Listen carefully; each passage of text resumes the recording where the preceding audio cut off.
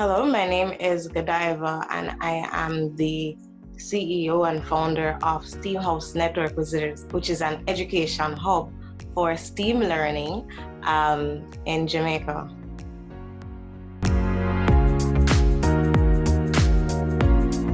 So STEAM House is an education hub which introduces project-based learning activities and strategies to children.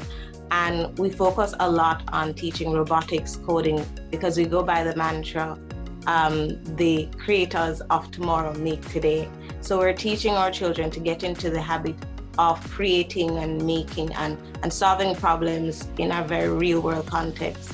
And hopefully with the aspirations or sort that we're preparing them for the future of jobs, the jobs of tomorrow, that will be more so focused on being able to work together, being able to solve problems, because we are tending towards the knowledge economy.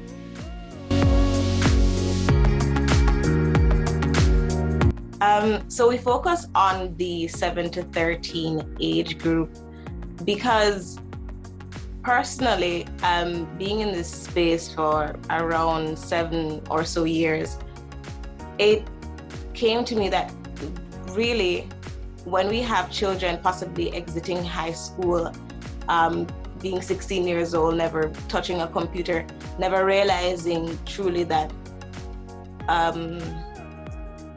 Facebook and WhatsApp and all these tools that they're already using, they are able to create them as well. They're able to understand the technology so that they are not just consumers of it, but makers of it.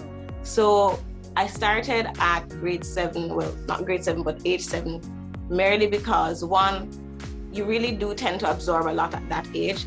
And secondly, if you have an early introduction to it, you get to decide before the society at large, or like you get entrenched in any one belief that, you know, you can only be these sorts of things. You can only be a doctor, lawyer, Indian chief. So we introduce it early so that a child genuinely has just some space to explore what it means to problem solve in this way and what it is to be exposed to other careers outside of what they've been going through and learning through school, or even just by virtue of their communities.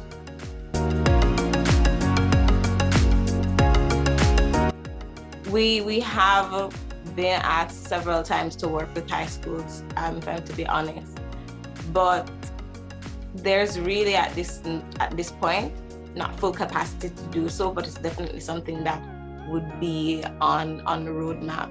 But as we sort of figure out the landscape, that's definitely something that we can look to.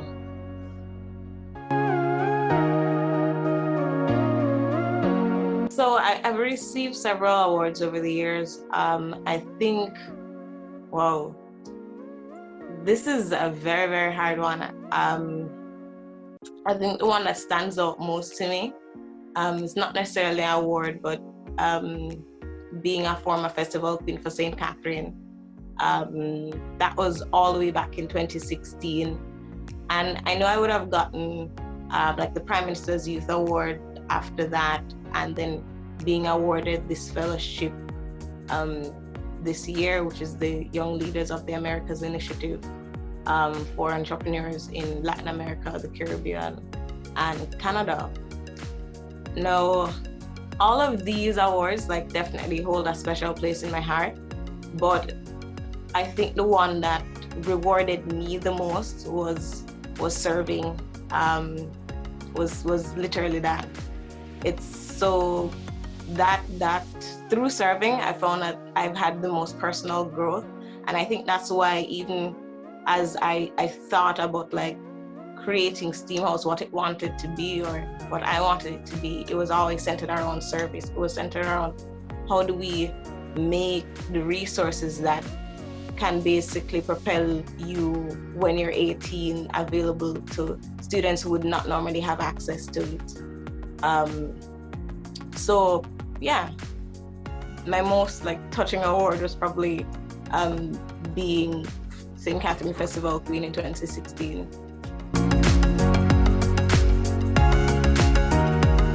First things first, I I look around in this space, and I think I've been here for like 10 years-ish. It has changed a lot, a whole lot. So as I look around in the space, I see a lot more things happening in EdTech that are very encouraging. I see like fintech booming in Jamaica. There's a lot of things happening around logistics. And I just say that to say, the knowledge of the ecosystem itself has gotten to this place where 10 years ago, you wouldn't like casually just have Jamaicans who live in Jamaica working at a Google or just working at WordPress or one of these Asanas. So any FANG for that matter.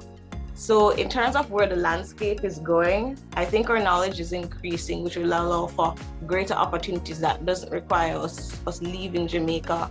And even in the line of all this cross-border working, I think we're going to be like importing back skill sets to Jamaica that will help to boost this ecosystem.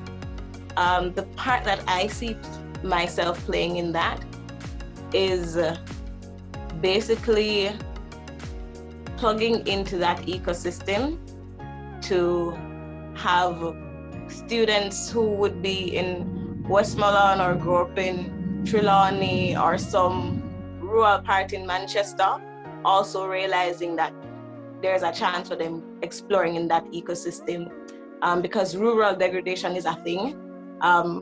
When people tend to flock to cities, to some extent, there is a fallout in terms of employment and development across that board.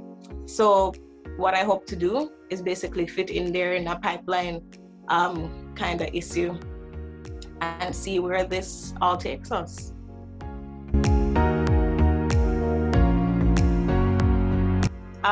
Advice that I would give to someone seeking to join the tech community here in Jamaica. First bit of advice, share. I think just based on where you want to go, the first thing that you have to do, there's this whole talk about building in public.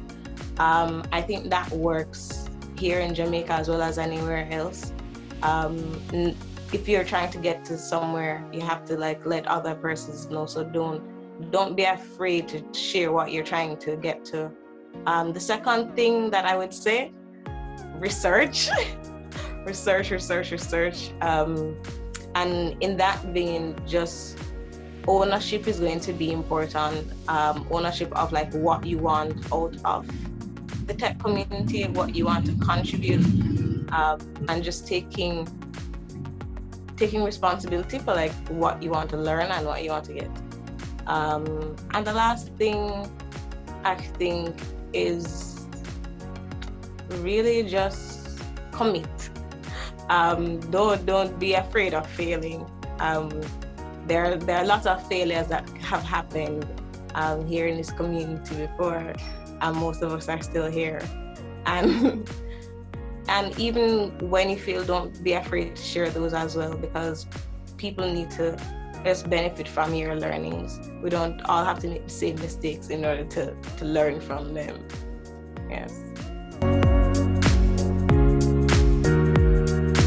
Right now, we're like really focused on our membership experience at Steam House. It's our Steam Maker Club. So basically, it's a club for students between 7 and 13, where we give them like 2 STEAM activities a day, and we have guests who come in and talk about their STEAM professions. So it should be really fun and exciting. So if there are persons like, I find when you talk about STEAM these days, there's still some amount of warming up that's happening just across like just the education industry here. And even our government is now tending more towards STEAM subjects and pushing STEAM. And what this is a reflection of a couple of things. Mostly, there's a growing recognition that Jamaica is a highly creative society. And I think that's part of why more persons are opting in to add that A in STEM. And it's a reflection that we also realize, especially in light of COVID, that we don't want to be preparing our children for a future that has passed. We don't want to be preparing our children for things that they quite frankly won't be using. There's a statistic of note that WEF puts out that says 60% of our children basically will be in jobs that don't even exist yet. And it just goes to show that if that is the future that we're tending towards, and Jamaica doesn't want to be left out of that future, we have to get super serious about making sure that our children are more prepared for what's to come. So that's my 2 cents.